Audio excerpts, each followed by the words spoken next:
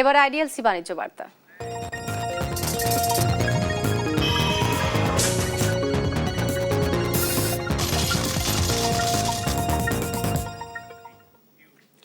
স্বস্তি নেই নিত্যপণ্যের বাজারে।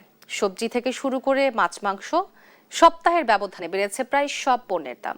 গেল সপ্তাহে 90 টাকা বিক্রি হওয়া শসা এই সপ্তাহে বিক্রি হচ্ছে 120 টাকায়। কেজিতে 20 টাকা বেড়েছে বেগুনের দাম। প্রতি কেজি বেগুন বিক্রি হচ্ছে 100 টাকা কেজিতে, যা গত সপ্তাহে বিক্রি হয়েছে 80 টাকায়। বেড়েছে পটল, কাঁচামরিচ, বরবটি সহ প্রায় সব সবজির দাম। সবজির পাশাপাশি বাড়তি দামে বিক্রি হচ্ছে মাছ মাংস। গেল সপ্তাহের তুলনায় কেজিতে 20 টাকা বেড়ে দেশি মুরগি বিক্রি হচ্ছে 720 টাকা কেজিতে। তবে কিছুটা কমেছে সোনালী মুরগির দাম।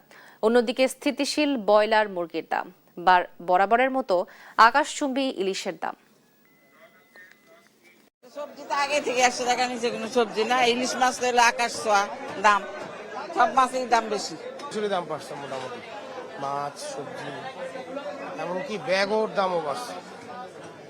যে পরিস্থিতি, তেলের দাম বাড়ছে, এর জন্য তো সব জায়গায় এফেক্ট করবেই, কারণ আমাদেরও তো এটা মেনে নিতে হবে। আমদানি কম, মাছের দাম চড়া।